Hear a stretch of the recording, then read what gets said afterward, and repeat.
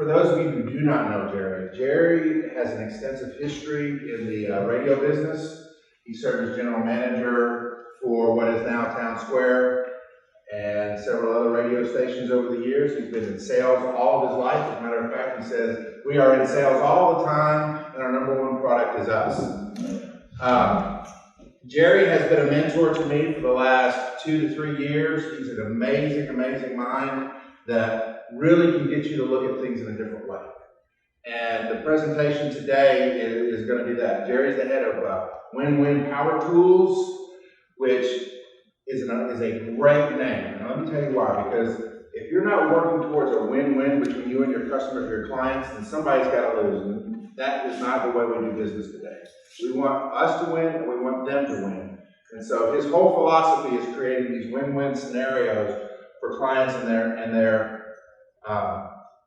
people that they do business with. This presentation, PPP, Plan, Prepare, Practice, is one that Jerry has done for my sales staff on multiple occasions. It's a great presentation, and I think you get a lot out of it. Open your books. There'll be places for you to take notes, plenty of things to share with. And without further ado, let me introduce you to Jerry Frentress. Thank you. For those of you who have not heard me speak before, I got a couple of requests of you. One is that you will get involved.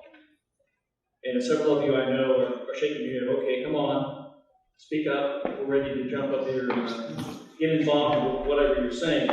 Number 2, I'm going to ask you to raise your hands all the way up. All the way up.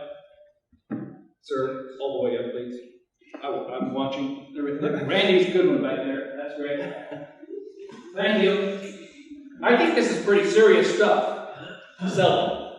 And if you guys are in the same mood that you're wanting to sell your product better, you want your sales team to do a better job, this is what this is all about. And so when I ask you to raise your hands for a particular question, I want you to either raise your hand all the way up or all the way down. Count me in or count me out, whichever way it might be. So, today we're going to be talking about PPP, which is a no-brainer. I'm sure all of you are sitting there saying, what are you going to tell me new about training my employees? What are you going to tell me new about training my salespeople? Well, I'm going to talk about something so simple and relatively easy, but comes with tremendous pushback. Your salespeople are going to push back big time. Several of you have gone through part of this with me before, and you realize how scary this can be when you're practicing what you're going to do. You're preparing your presentation, and you're wanting to get it right. And this is what this is all about. The winning part, I was in the radio business for a long time. Then I got out of the radio business, and I went into the let me help you business, and I decided on a name called Win-Win. And it was from Stephen Covey's book, 7 Habits of Highly Effective People, which I recommend to you, everybody in the room, even you that can remember everything. You read it 7 times. You didn't get it first. And the 8th habit. And you didn't. And the 8th habit. Yes. Okay. So I wanted, very simply, I wanted to win. I like winning. How many of you like winning? Oh, some really straight hands. That's really good. I like that. How many of you play to win? Play to win. If this is a game or a contest, do you play to win? No? Yes? She's decided. Just a second. Okay. One last question. How many of you want to win? Okay. I was asking myself those questions when I sat down trying to say, okay, Jerry, what are you going to call this? And when you're thinking about winning, as I sat there in front of the computer looking at quotes. I love quotes. And when you're putting down winning, you always get Coach Vince Lombardi. For those of you that don't know, Vince is an icon in the world of coaching. His team was the Pittsburgh Steelers, and they won the first two games that were eventually, the game was eventually termed the Super Bowl. No? What? I'm sorry. You're right. What? Sorry. I'm just remembering you. Green Bay Packers. First two games. Super Bowl. I gave this speech one time, and the guy next to me said, "What's a Super Bowl?" And I backed up, and I said, "You ever heard of the football game end of the year?" He said, "No, I don't watch football very much," and I backed up further. And then everybody else in the room backed up further from him. So, I like winning. I play to win. I want to win this morning. I want to win every time that I step out and do something about my world that I talk about. I want to be the person that wins, and I do it by, if it's important, and you want it. So I'm asking you now, is it important to you that your company or that your employees sell more of what they sell? Every day. Yes, every day. More.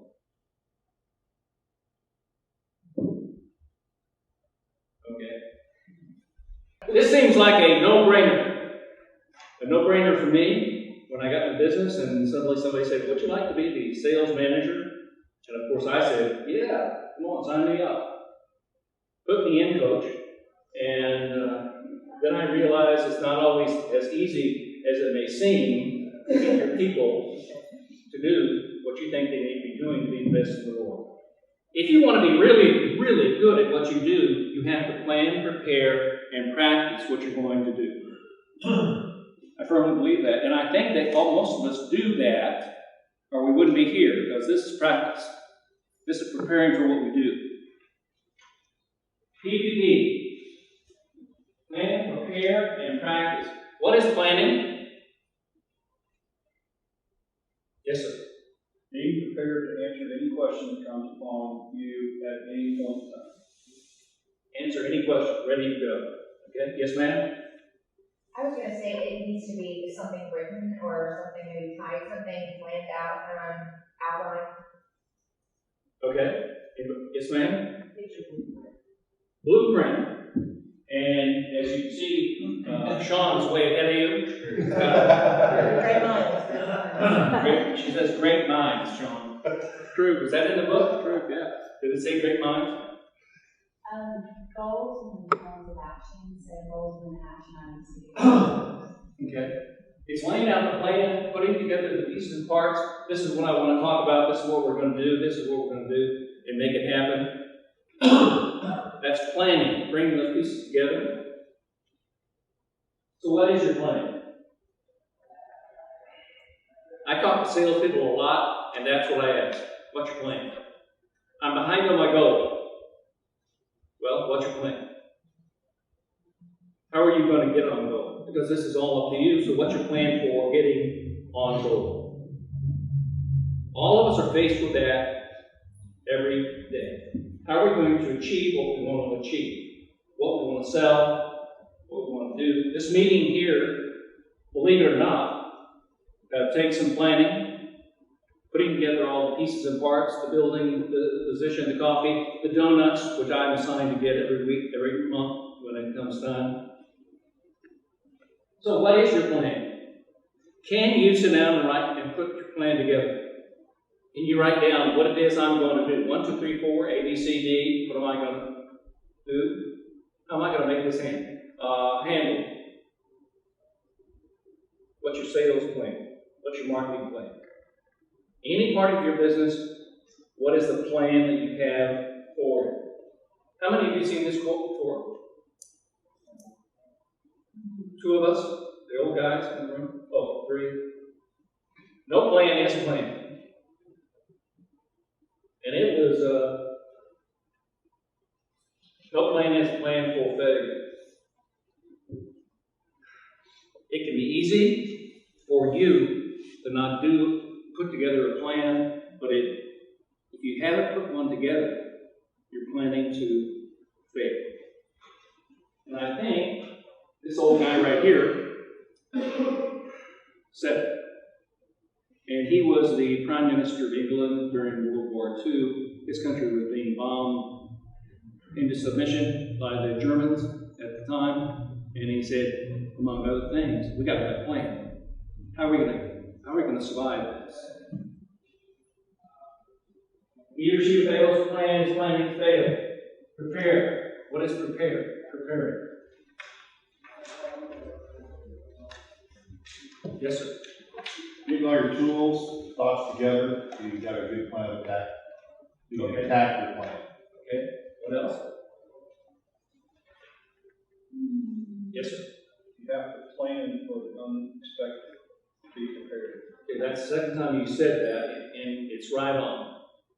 One of the things that I tell salespeople is, what are you going to say when they say this? And it's not hard to figure out what clients are going to say to you, because I think the first thing is about money. If they're going to say, I can't afford that, what are you going to say? Well, how can you not afford it? How can you not afford it? What can you afford? What? What can you afford? What can you afford? What else?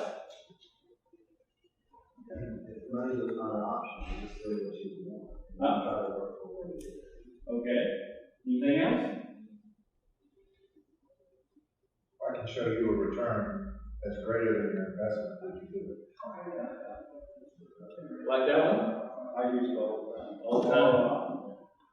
So here we are preparing ourselves to go out into the world, and salespeople, I have had hundreds, if not thousands of salespeople who had no idea what the client was going to say. And don't have it today. They haven't thought about it. They've heard it, but they haven't thought about it. What are you going to say when the client says this? What are you going to say when the client disagrees with you? What are you going to say when the client looks up at you and says no? How are you going to react? How are you going to prepare yourself for that big no? What do you mean prepare myself? I'm going to pack up my stuff and leave. Is that selling? What? Not quitting. Quitting? Thank you. So I love this over here. It's planning, it's thinking through what the client is going to say. And other people in the organization can say. I remember never forget it. Made the big presentation to the client, asked for the order, got the answer, yes. And then he said, wait a minute, I want to ask my secretary. And guess what the secretary said? I don't like it. She was suddenly empowered by her boss to make the final decision, so he said, no, I'm not going to do it. Susie over here, and he could have gone on and say, but you ignored, what you didn't say hello to, what you didn't cater to in any way, shape, or form when you came into our place of business, on the different times you've been in here, is the reason why she's saying no, and that's why I'm going to say no. So it's preparing to talk to everybody in the business. Put in the proper conditioning before you take off. Oh, I love that. This was in the definition I got out of my computer. Before you take off. Have you ever gotten on a plane and looked in the cockpit and the two guys, or a guy and a gal, talking back and forth, looking at all the papers and everything, and asked them, where do they plan to go? I now do that every time I get on the plane. And I think they must get it a lot more, because they usually say, where do you want to go? And I have to look at my ticket and say, this is where I want to go. Are you going there? Are you planning to go there safely? We'll talk about that more in a minute. Before you take off, I want to be prepared to go, and before I do anything, I want to be prepared to stand in front of you or anybody else.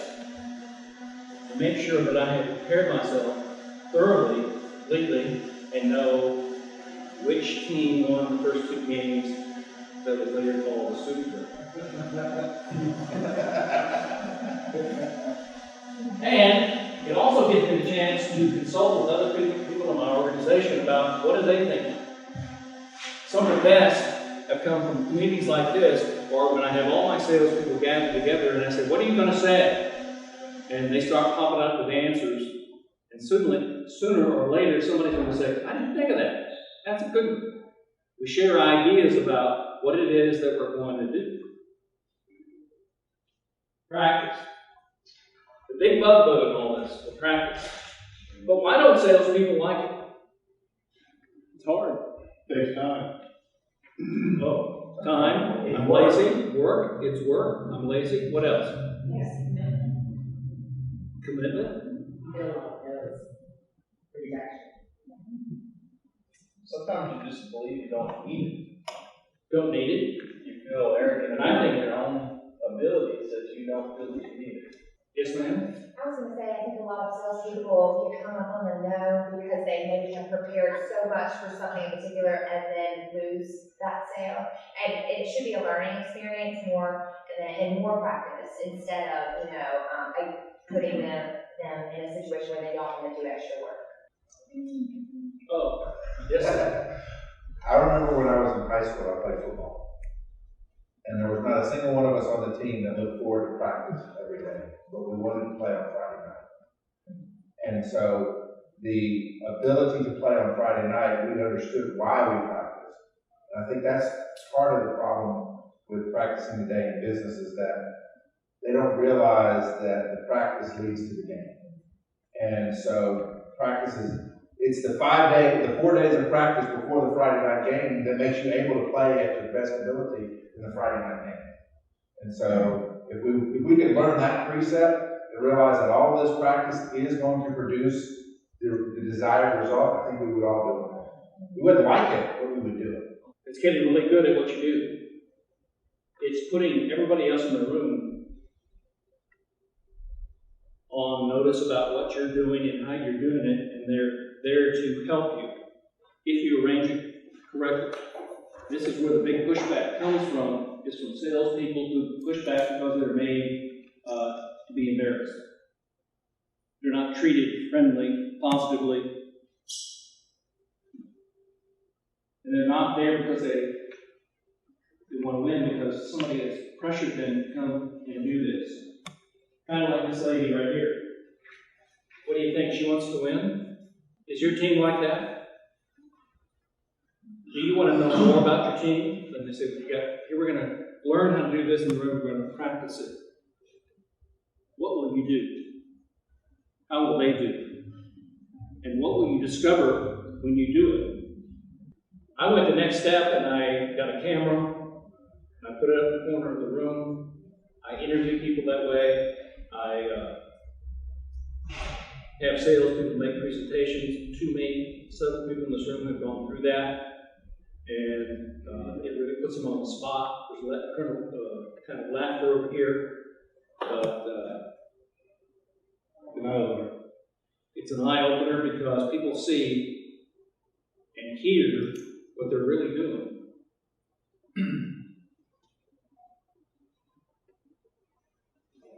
I had a lady coming to make a presentation on a radio station, and she started saying the phrase, you know.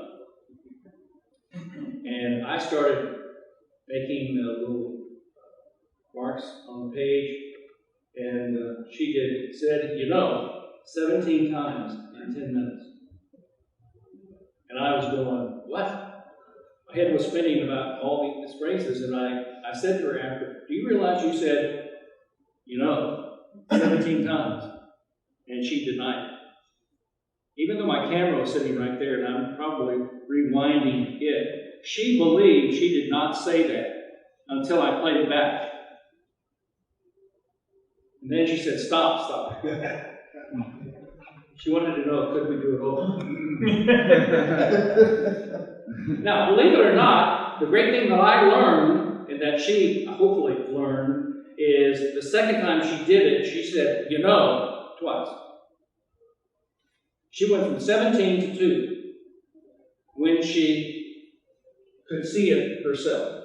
It's one thing for me to say, you said it 17 times, and they go, not me. But when I play it back, or when they see their interview back, which a lot of times I'll play the interview for the owner, manager, whomever I'm doing it for, and they get to see the person being themselves.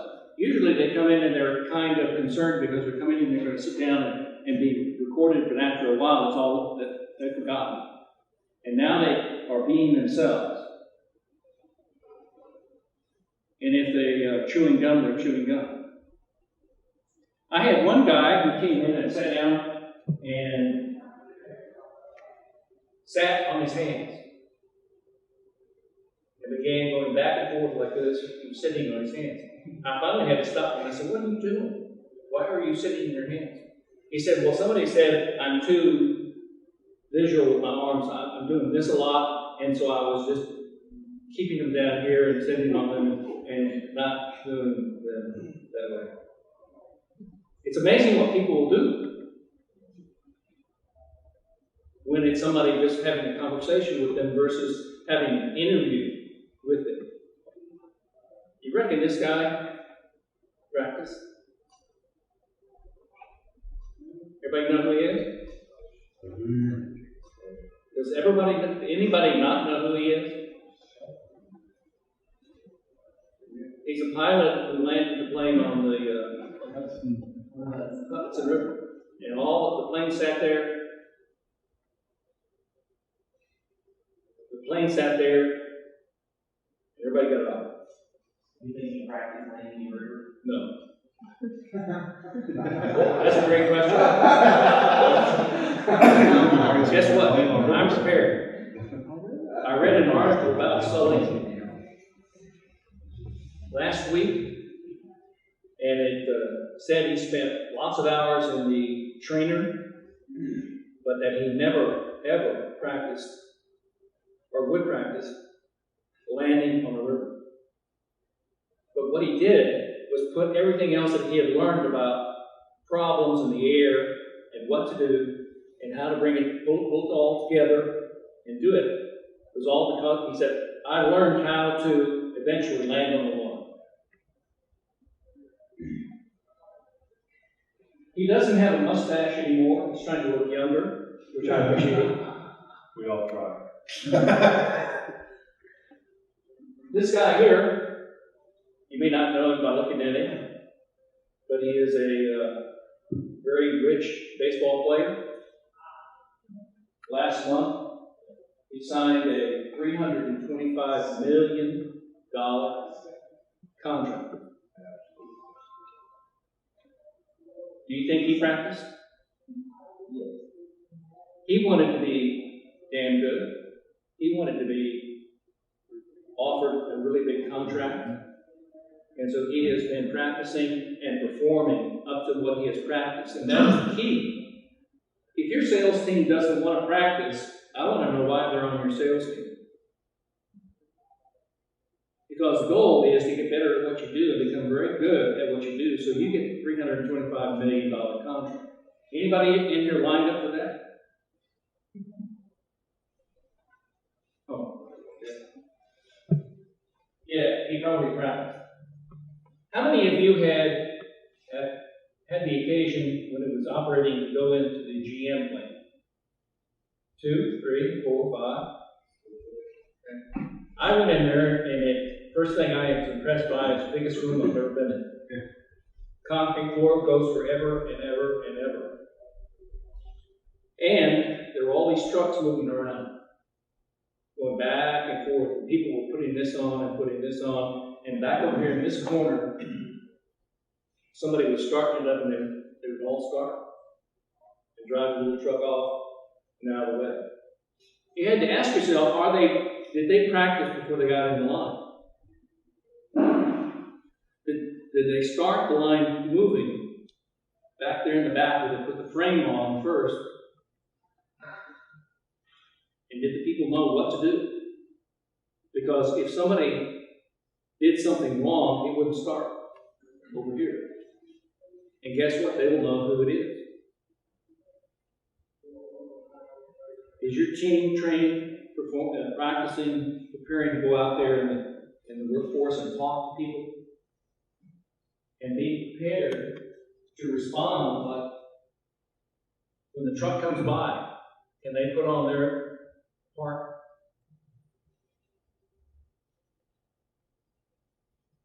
Well, it's a tremendous challenge. And just a short little visit with you. What are you going to do?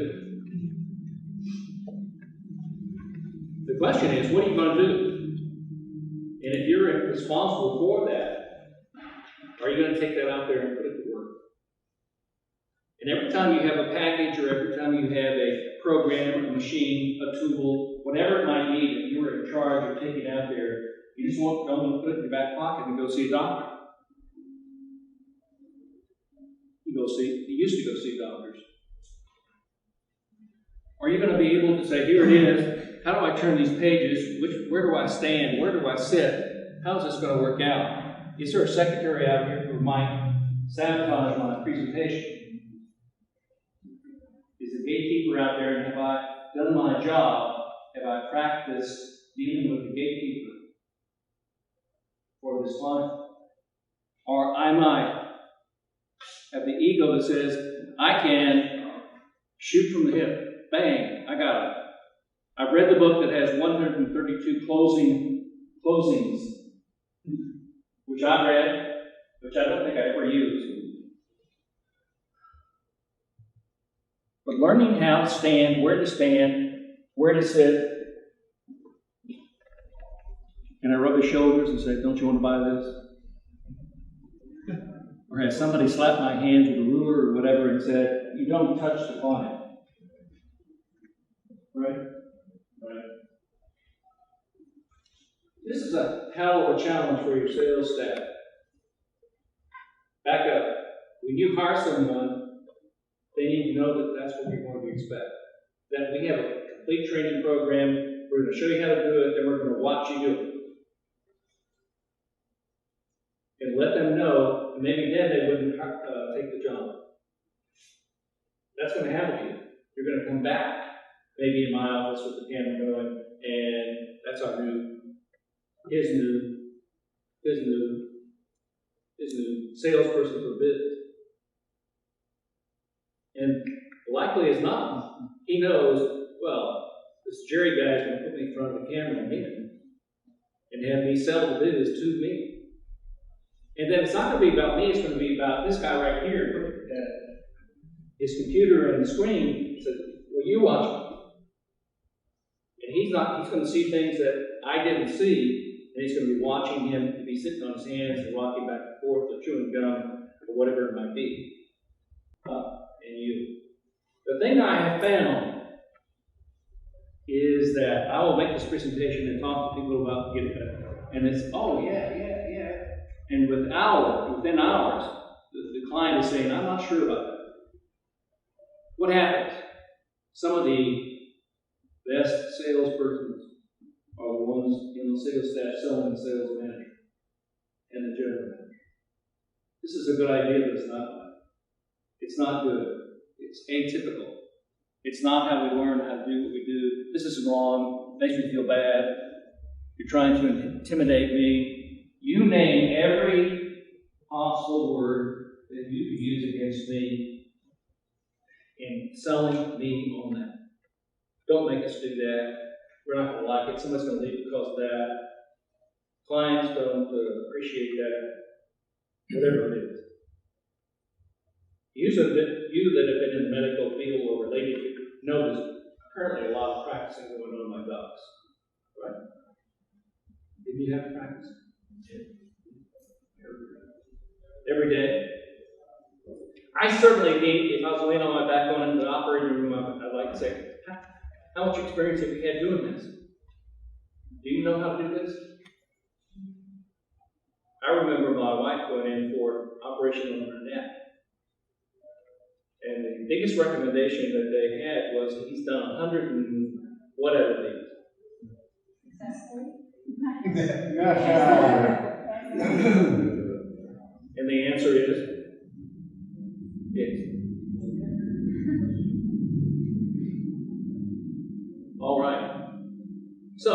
for you guys, it's deciding, do I really want to grow my sales team, me, or 2 people, 3 people, 30 people, doesn't make any difference. Do I want them to be the best they can possibly be? If I do, am I prepared to sell it? Am I prepared to go for the salesperson or salespeople and sell what it is we're going to do? And why we're going to do it? And if you're saying to the salespeople, join me and we will become the best there is in the market. Because we're going to learn how to do this. We're not trying to point you wrong. You did that foolishly. You did whatever you did. I had one lady who was making a point to the client. I got behind the client and she was there with a pencil going like this. This, and this. And I'm on the other side of the camera going like this. This pen is going back and forth like this. And she went, oh my gosh. She was trying to make her point, and it became a real irritant for the client. And the client in that case was another salesperson sitting there saying, ugh, as this pen was going in and out by her face. The stories can go on, and the question is you. Are you up to the challenge? Do you have a sales team that is ready to accept that challenge and become the very best of the people in the marketplace? Thank you, David. Back to you.